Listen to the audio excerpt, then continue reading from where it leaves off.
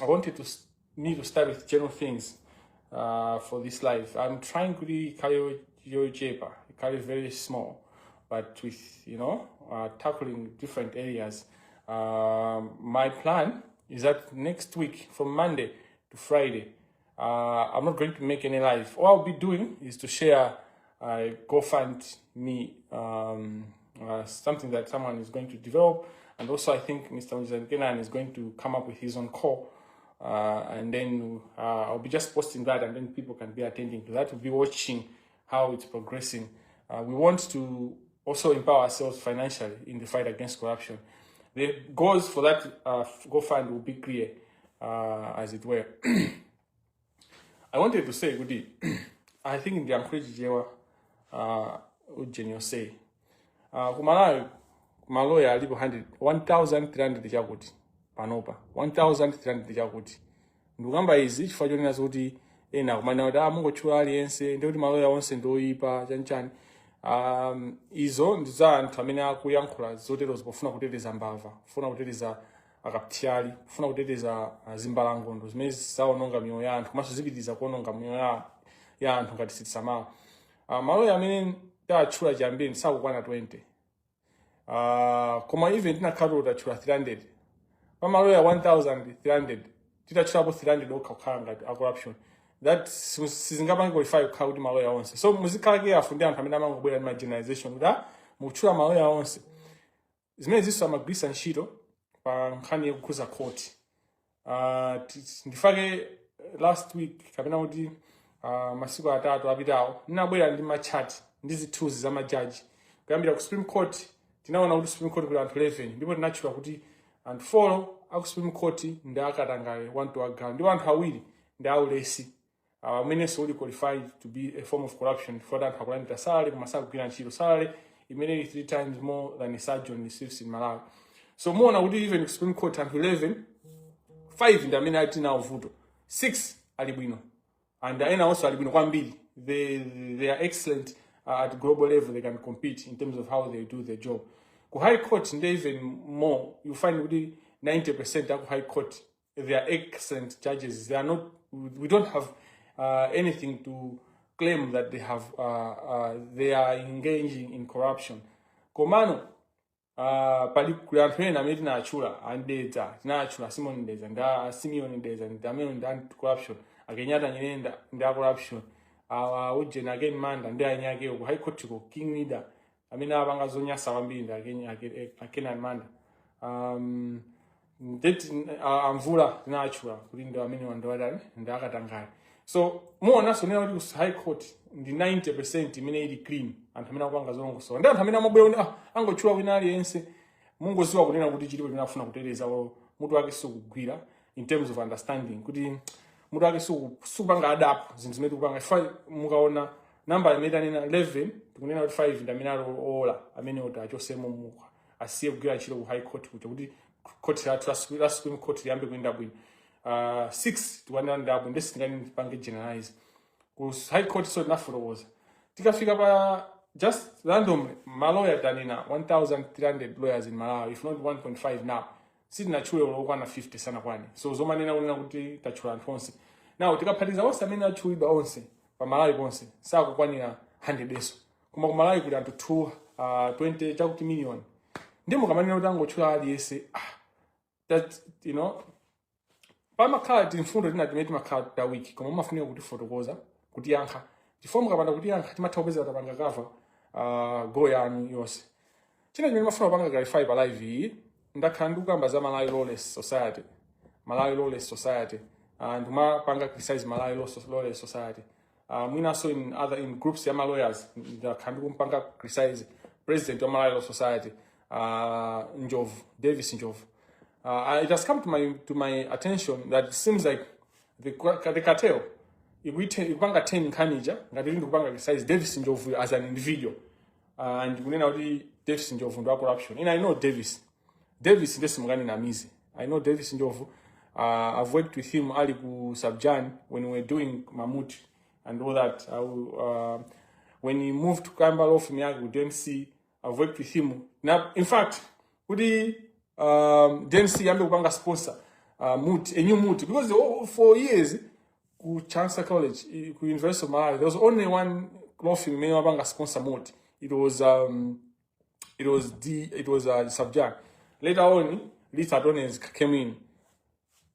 It was during my time as a clinical legal coordinator. I mean, I brought in together with Dave Sinjov and Somonyemba because of our vision in terms of training students to become great lawyers for DNC to start its own. So my point I'm driving at is, I would criticize Sinjov as the president of Malawi society in how he's handling the fight against corruption.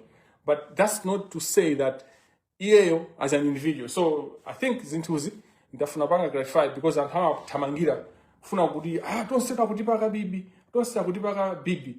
Ncholinga jonga zoti ene ina mina ndi bibi asaonekele, you know? Ama kufuna ngubanga crowd. And that's how corruption yabanga thrive. If I'm a big picture or even if I'm not about a president, I'm not about bado corruption yo tunde ambira involved. A president antasakunamize. And hamena involved corruption kumalawi ndanthuchepa kwambiri kungoti amaba kwambiri ndipo amasokoneza kwambiri koma ndanthuchepa and tikuthandizana kuti muthane nawo. If all we are doing is to help you to give you kuti awo ndikutsegula ndipo mukapanga investigation anu kugwisa ntchito ma institutions mupeza kunena kuti zimene zikunenedwa zindizoona. So mafuna so panga clarify penepo musatiphere Njovu as a individual. Njovu munango apa aja magombo ndi awo mafuna ndipange clarify penepo. Mafuna so kunena kuti ndibwere kwa Frank Mbeda, Attorney General. Frank Mbeda as an Attorney General, issue imene tikukamba ndiya issue ya appointment of someone who is suspected or is still a suspect of something. We're not saying kuti panopa iyeyo akupanga corruption because we don't have evidence yote. Kuma what we are saying is this guy, this council, and the outstanding issue, the ACB, it's against the law to appoint them into a position.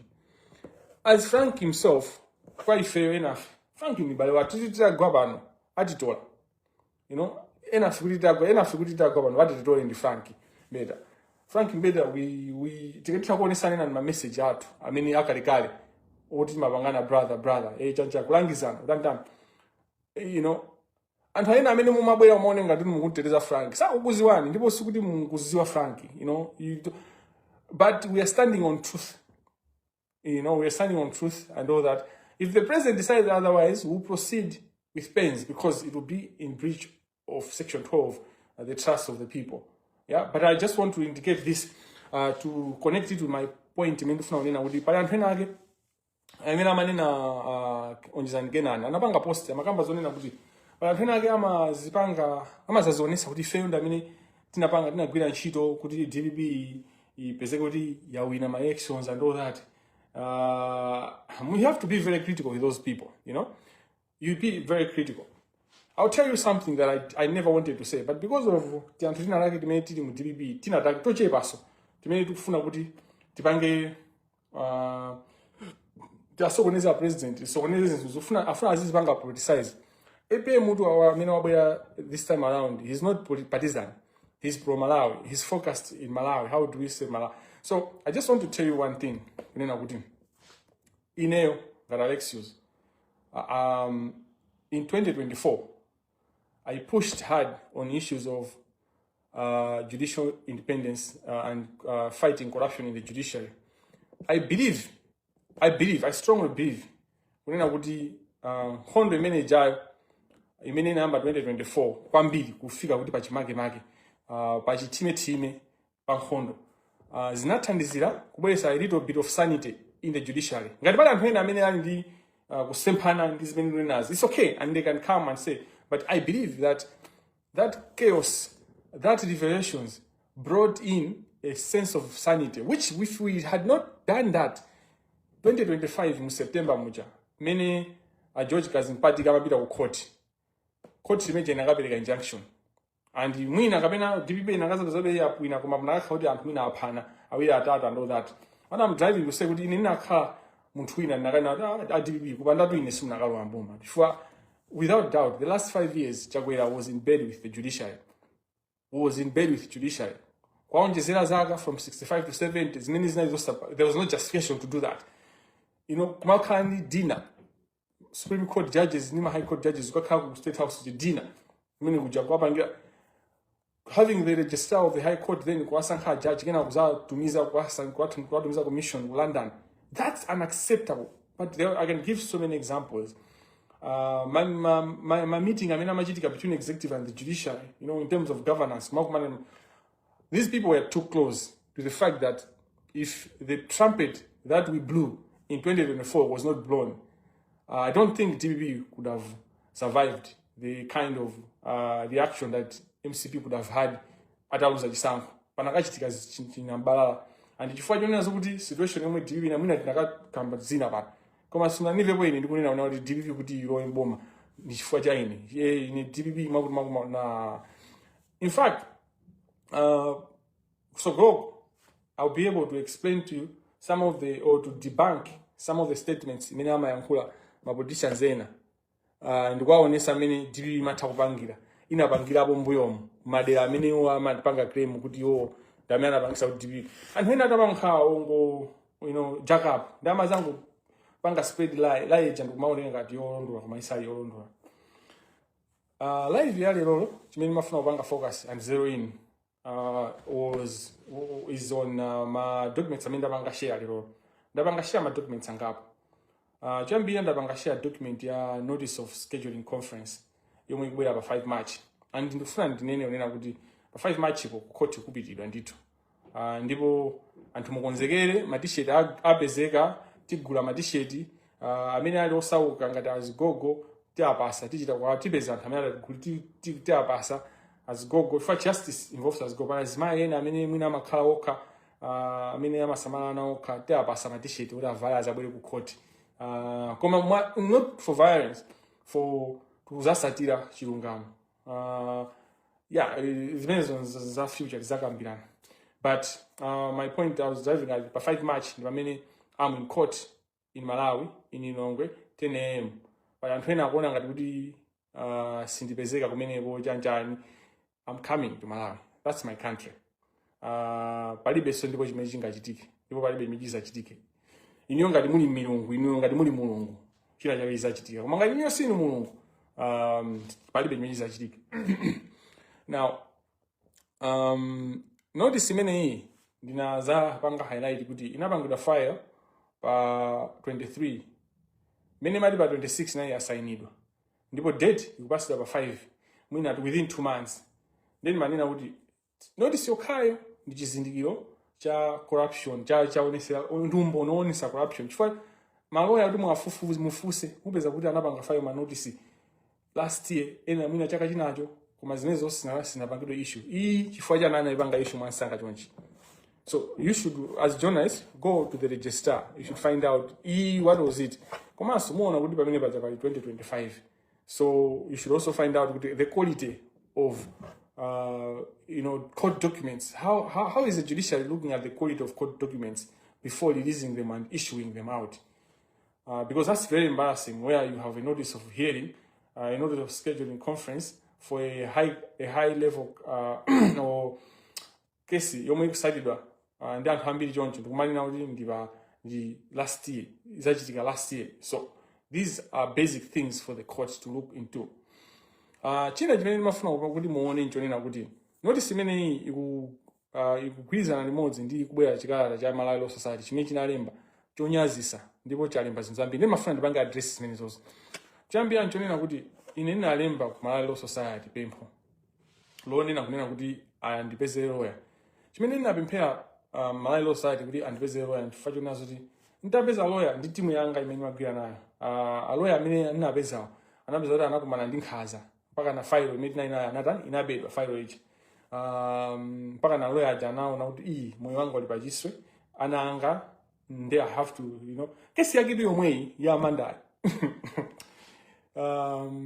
Ine ndimapulumukira kuti sindili Malawi. Nde kupezeka kuti chifukwa cha chimenechi nani na kuti sono ndikasankha lawyer wina amene sakankomaso sizithandiza. Nde ndinangoza iniyo ngati institution ya Malawi Society iniyo ndi amene muyenera kuti imirira kuti mupange prevent for ajajiwa kapena ina fati kukhulupira kuti ndi ajajiwo ndazifati kwaziwa ndazigawe ngazimene zizi sikuti sonzo zigawe ngazobisa ndi maloya amene timatchulawa ndi anthu ona kuti they put people in fear. That's why chifukwa chani kuti maloya sanakambepo nkha maloya ena sakupanga comment iniyo ngati majournalist maina kuti muzifika kuti ati nafunsa senior counsel akuti ana kuti sapanga comment ati ziziona ukana kupanga comment ni ndani koma chifukwa chimene maloya zakukopera kupanga comment chifukwa kuti akukhala ndi amantha maloya ambiri tu amapanga matamatu pamaso pa maclient awo pamaso pa anthu amene simaloya kapena kuti pamaso pamene pali bibi koma maloya ambiri ndi amantha amakhala basi mujeni mwa amantha and zizi zimene tikuyeneranso mwina tizithese ku law school in terms of how we train our lawyers kuti lawyers should not be errand boys and should be able to stand up to truth, because if a lawyer is scared like that, how is he going to stand for truth for their client's case? Like that's very, it's just so weird for me. Lawyers are the ones that stand to systems that are in countries that people are actually being killed by regimes. Lawyers in the Minama so go to Kenya now on a lawyer before the lawyer they stood up to power even so mukunena cartel there is not the government itself, it's just a cartel. And maloya mukanika mpaka na pano maika michira anu pakati pa miyendo kukanika ku young club pankhani mene zizi zikundiopsha kwambiri ndipo zikundionesa nena kuti we have a long way to go in terms of private practice, in terms of just practice in general and how we protect each other. Now ndinalemba kalata imene nawanga submit pa 20th if not 19th February 2025 malalo side kuzandiyankha dzulo odzana. Just notice ya Amanda itabangidwa release. These instances show that there is a correlation kupali ngwilizano pakati pa malawi society ndi category. Amene category women Amanda. For Amanda, muzozo Amanda wandi just the face. Koma umbuyo kwawo kuli achikopa, kuli amadise, kuli akapanda, kuli tima lawyer to say chatakubanda tichula chicha osaja ali kumbuyo kwa amene achina goba chipeta umaona even lawyer amene akwa imene Amanda. Kuna kuti munkhani za corruption amachulidwa. So palibe boso zodi so tipa apali nkhani so ababa. In fact ndikupi pa 5 ipo tizikapanga stage conference kuti chani ndifuna ndikaone kuti fa umboni ulipo kale mungata goba chipeta mwachisanzo ndamene ndo ankapita makhotiri kuti amangise chimatha chizuma kuchoka uku akakanika kupita nkhani yawo ya discipline simaoneka kuti kupita kuti wani takambaza date imene yapangidwa first document imene ayendedwera issuing of a notice ikuoneka kuti aujena akondeledwa ndi court akena ni manda already do pa process yamene akuyendera ifa maloya ena napanga submit chachiwiri mene malawi law society yapangira ife tinapempha mapempho athu pa 20 February 2025 nthawi yonse isanayankhe ayankha amene apanga issue notice. So even malawi society ikuagwira mkono a judge pamene ineyo I'm just a lawyer, like I'm the underdog, and then ndikumana ndi court ndi a judge the Malawi Law Society. That's the issue. And when I say Malawi Law Society, it's not Davis Njovu as an individual, it's the institution. So that's where we should be clear, And the evidence, umboni ulipo kuchita kuone kuti anthu akufuna kuti andifinye. And akufuna andifinye ifoti akuona kuti zimene kupangazi ziononga mchere wa anthu ambirimbiri. Komanso zayika pambalambanda anthu anthu amanyangwa ndi magalimoto awo, magalimoto amene sangapange afford if they are really practicing law mwabwinobwino. Anthu amanyangwa ndi manyumba anagundika kumanga zimanyumba mulilongwe maloya. It's not bad, it's very good for lawyers to do well, but we should do well bwino tisapange tisachite bwino at the expense of justice. That's what nchimene ndikunena ngati anthu atandiphe chifukwa cha chimenecho I'll be happy to be killed, if ngati anthu atanene kuti ndapenga chifukwa ndikunena kunena kuti anthu asamayende ndi chuma chimene sichikwayenera koma chabwera chifukwa kuti apanga zokhota pena pake apena agwisa ndena ndi anena amene ndopenga apenga amene andi disorder yonena kuti amafuna ziziona ngati ndofunikira kwambiri kuposa aliyense. It's okay, you call me that, but I will tell you the truth. Practice tikufuna tipange sanitize to the point where merit, hard work should be the only determining factor for success. Merit and hard work should be the only determining factor of success in the legal profession, which will also inspire the whole nation. Kuti society yathu is ikhala merit and hard work based. Isakhale ya corruption and connections based, because that's what we have tended this. And this chizimapanga paralyze the nation progress. Chifukwa andu amakhala no motivation to work hard. Amangofuna kupanga ma shortcut. This is why I think it is very important kuti tikakhazika bwino tikakhala ndi Judicial Service Commission ili apo, tikakhala ndi Independent Commission, Compliance Commission ili apo ili bwino and ndi judicial yomwe ikuenda bwino tikuyeneranso tipange proceed from this stage komanso tikakhuti apanga punish maloya onse amene ali involved ambiri oti achosa mu kaundula wa maloya chifukwa apanga zinyasi zambirimbiri tikuyenerano we should go beyond that kulilongwe kuja kukhale audit lifestyle audit manyumba ambiri amene ali kumene kuja amangidwa ndalama zakuba boma limene alipange we should get back all those houses manyumba ina titha kutengani mpaka uzati wawa ndalama zimene amapeza nzako zakoti makumaona pano pambene tuna abantu anthu akumanga ma upstairs kuti inu mumagwira ntchito yanji mupanga business yanji they can't explain. So we have to get all those things. We can even sell them at a later stage and all that. Kuma zimene zozo boma langu kulukuta moyo lizitenge, and this is justice. There are fiduciary, anything that is aimed like that, there are trust principles, fiduciary obligations through which we can trace. There's always tracing process. We have, the law provides a way imafufuza imakalowa pena palipose mukapeza kuti ndalama izizi zinachoka apa tikuzazitenga bwerera apa. So what we're doing, it's huge koma ndizotheka zisakuoption kapena zisakuquestion ulesi ndizotheka mwina nafuna kunena kuti tikuyenera tiziwe kunena kuti panopa zinthu zitha kumaoneka zopusa kapena zosatheka chifukwa kuti ndizachilendo kuti ankhani inangoyamba pa Facebook kenako munthu wina wake kenako munthu pa malive kenako chanja kenako national conversation. Never underestimate an angry citizen. Never underestimate an angry citizen, and we still never underestimate a hungry citizen, because amala ambiri tindinja amala ambiri sitimaja mukwanira chifukwa choti suti tibe appetite koma chifukwa kuti tibe choda chokudyacho ndi anga imene jayo we can turn it to something else. We want to use it positively in terms of helping the country to change. Koma ifeso achinyamata ene yake tisagwisidwe ntchito tisakhale patsogolo basi kukhala no kuteteza zimene zimapyesa mtima zona kuti mumateteza anthu amene akupangani chiwembu amene akupwetekana amene akuphera tsogolo lanu zili ngati mene ineyo ndi when I was around 10 years old ndinali ndi galu zinali tiger.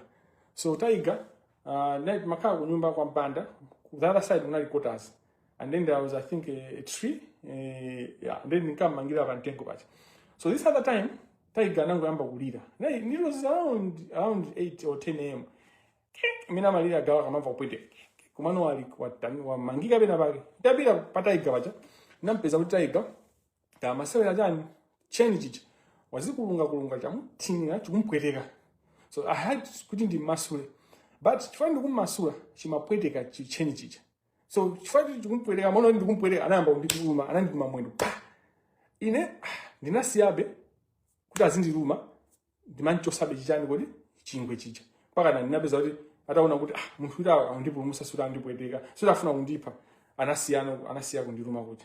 So this happened to me, and I'm not sindikupeka nkhani zinandichitika koma nditaona yazi zimachitika in life where mataiga osiyana amene timakumana nawo moyo timatha kupeza kuti tikwachosa pa chain chimene chikwakwera koma chifukwa kuti pamene tikwachosa pa jakukhala tikuchulukira amayamba kumatilumaso ifeyo sinthawi yokuti ndizituluke ayi tiyeni tilimbikire pamenepo ndiposa amati nguluwe inalira msampha yotaninga apa patu msampha waninga ndipo waninga kusala pang'ono kuduka tisafoke.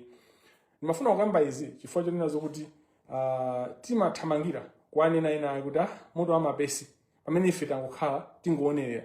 Amalawi ndife anthu okonda kuonerera, and this has to end. Like, when you look at Kenya, if you look at other countries, the youth are active, even general population, they are active, they are concerned with the things that are going to affect mioyo yao, but you find Amalawi, we just love, even ukamadusa wamaenda munsewo pakuchitika china anthu kumenya ubeza anthu ata onjikirana wepa suti sakupanga just angoonerera. So that culture imene mayona pa muzija imene mayona mu street inalowaso mubongo mwathu kuti even zinthu zimene zimapanga affect in governance zimene zimapanga affect moyo ma politics timaonerera, instead of being that we just watch. So Kamangila ikwazuka mwana nako ulimba mtima Kamangila you're watching, come on. So yeah, I thought that we should have this chat, a conversation ko mveka bwino ko tambasulika bwino komanso kosa khala busy kuchula anthu kuti refer mina anthu ena mmango konda kumangomva za mayina zije for you love anthu okonda miseche zomwe imene you love anthu okonda kuonelera basi kuonelera ndi udindo opulumutsa dziko lathu ndi umene nditonse pali this other wachinyamata wa mu DPP this other time maina kuimira nkhani yake kena kazinasonera bwanji Emmanuel Matewere timakamba kunena kuti we say kunena kuti ifeyo achinyamata like he loves saying that like he used to love saying that kuti ifeyo achinyamata nthawi yathu yomanena kunena kuti akuti akutionongera dziko akuti anationongera dziko inatha ndi nthawi yathu ifeyo. So I want to borrow those words from Emmanuel Matewere kunena kuti achinyamata kandi wachinyamata wa MCP ndi wachinyamata wa UTM kandi wachinyamata wa DPP panomba sinthawi yonena kuti dziko lije tisina kuti enjoy MCP amina DPP woka dziko lije tipange kuti alisanjoy aliyense wachinyamata alisanjoy and alisanjoy mulamuliro wa nkukuta moweti alisanjoy for long term, not just my sugar, not just my change. Kumano through policies that will benefit all young people, that will benefit Malawi in the long term. And one of the things critical to that is access to justice. You can't develop as a country if there's no justice. And justice goes together with rule of law, accountability. No one is above the law, including the judges themselves, including the parliament. Parliament, ulikatangale wanyo, kumene koso kulingaso kuliso zikonzedwe koma chimene chimafunikira judicial imene makanga is very critical is on the aspect kuti mukachoka koseko mumatenga anthu timapita ku court kuti court chani mpeze mcho kuti ndiwola kwadi wapalamula mlandu obandalama kaya wachizikatangale limayenera kuti lisatire malamulo koma ngati court just ndoti muthu kulipanga bribe ndoti mwatha inuyo. So pamene tinafika pa Malawi for years tinali titatha tinkangoyendera kuti basi nakhatitani. That has to end. We are building. So sisi tameda ndio linga jonena kuti tukuyambiaso kwaso pan judicial je tukuyambaso kupanga tukuyambaso moyaja waso pana majaji awiri atatu akamangidwa chief justice akapanga litaya uso titani tizakonza bwino anthu amadandaula sisilo ndevu zachuka tikonza bwino tikudikira mkukuta moyo kuti akonze zithu makoma nonse dzina atati ndamwana ndi mzimu woyera atati tikuthokozani faja dziko lathu lokongola Malawi tithandizeni kuti tithe kulisamala kunteteza madzi Malawi kulisa bwino ntchito chuma chimene munatipasa komanso chimene munatipasa tsiku ndi tsiku kuti chitithandize ife eni komanso ena amene azabwere kutsogoloko. Tipemphani kuti musogolere atsogoleri athu kuti akhale otitsogolera ife anthu osati mangozitsogolera iwo ndi ana awo ndi ababanja awo ndi zimimba zawo koma atsogolere wina aliyense makamaka kutumikira iwo amene ali the weakest among us, the most vulnerable among us. We pray all this through Jesus Christ, who is with you, one God forever, as we start Lenten season. Amen. In the name of the Father, and the Son, and the Holy Spirit. Amen.